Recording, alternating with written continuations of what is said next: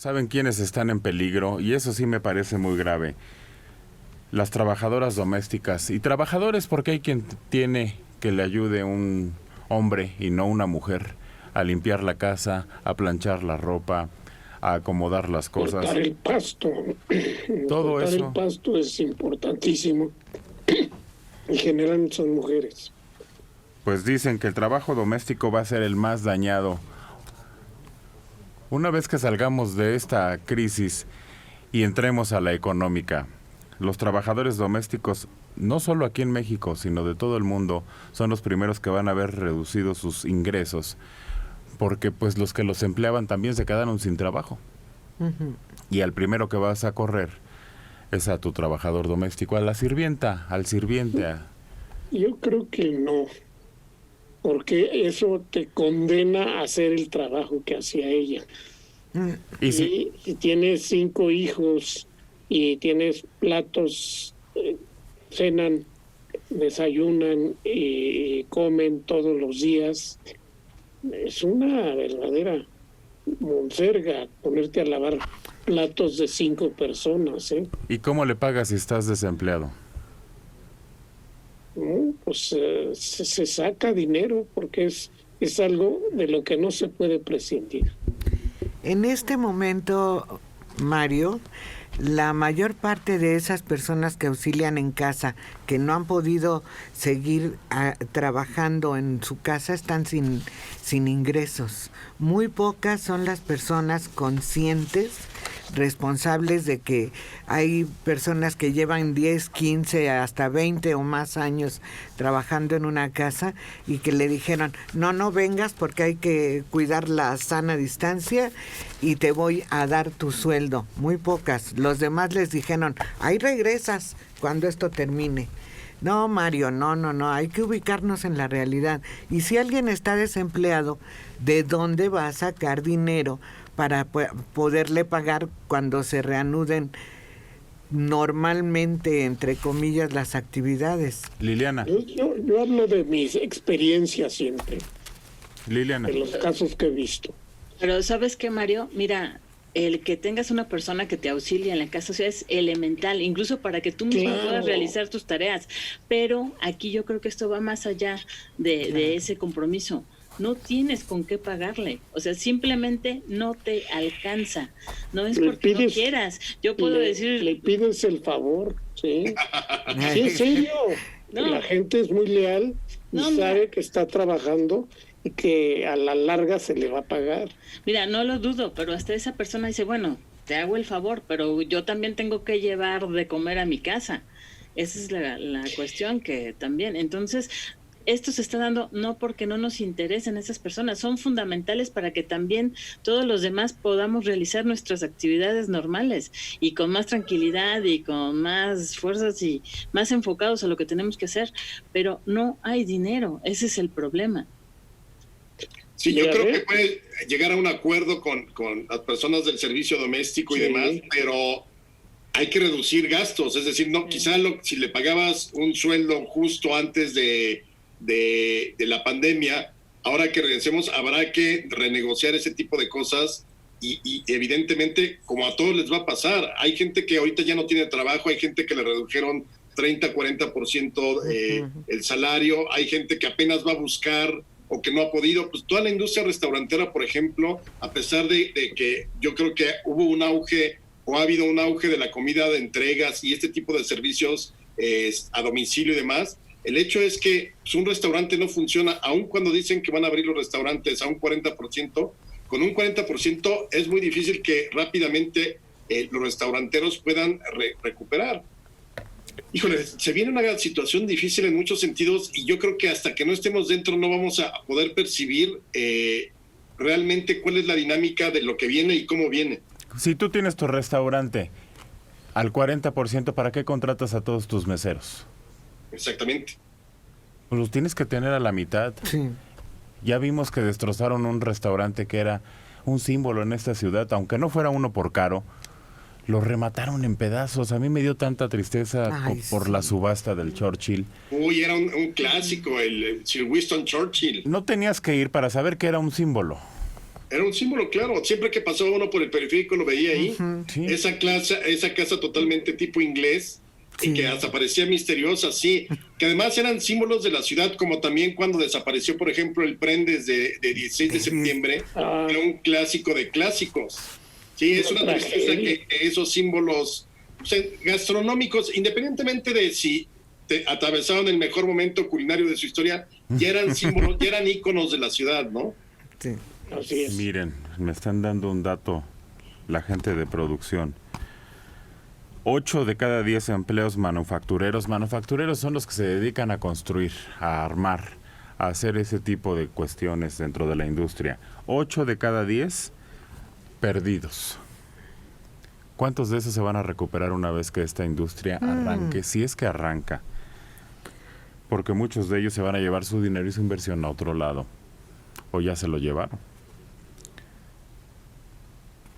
Por otra parte, otros de los que estaban subcontratados dentro de las empresas que manufacturan, los que hacen automóviles, pues resulta que hay una empresa de terceros que hace arneses.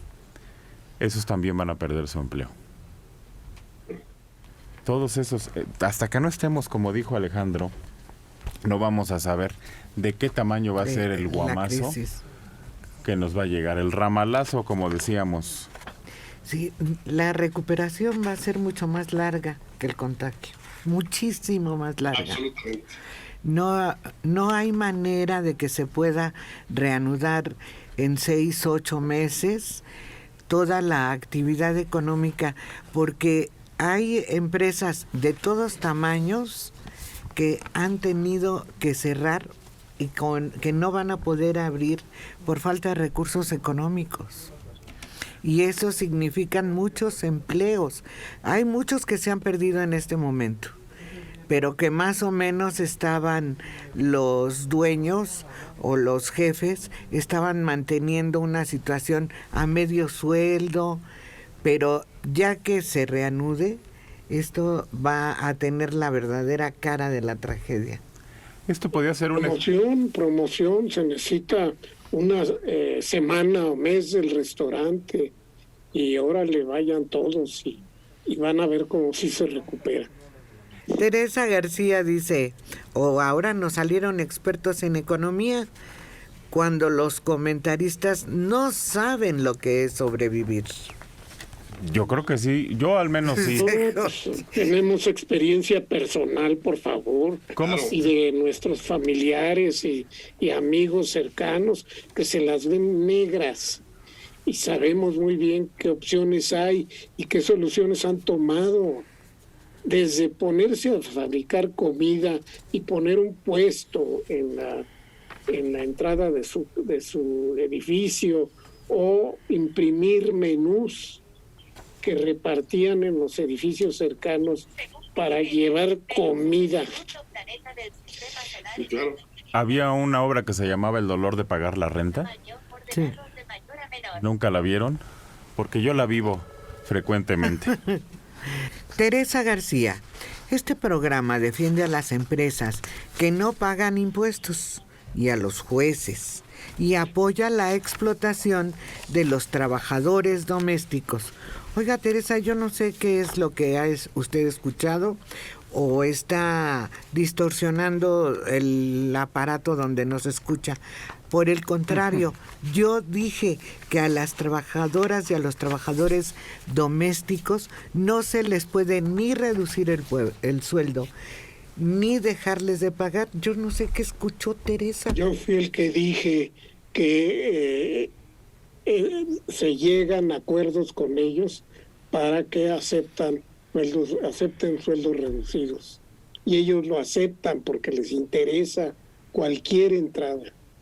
Pero ya sé que no debería ser, pero es el hecho, ocurre muchas veces. Pero eso es empatía, eso no es explotación. Claro, además cariño con la familia. A veces la empleada doméstica ha estado, en una película sucede donde la empleada ha estado tanto tiempo con ellos que cuando la familia se va a la quiebra, ella es la que los empieza a mantener con sus ahorros. Porque ha guardado todo el dinero que le han dado. Que se quedaba de los cambios y de no sé qué, además creo que dice. Entonces no, está usted oyendo un programa equivocado. Eso ya no existe, Mario Méndez. ¿Cómo quedarse sin paga la servidumbre por cariño? Sí, cómo no. Las patronas esperan a llevárselas en cuanto se quedan sin chamba. No, yo hablo de las cosas que voy conociendo.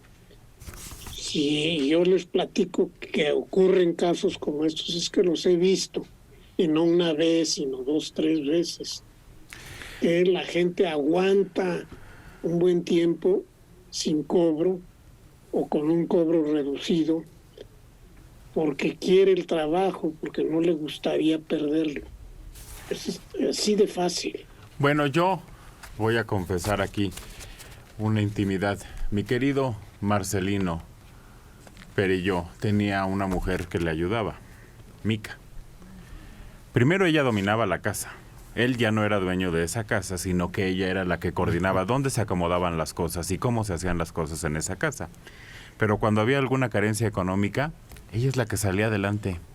Y como dice Mario, se solidarizaba porque era parte de la familia y porque duró 20 y tantos años trabajando ahí. Y no solo aportaba, sino que decía, no cobro ahorita.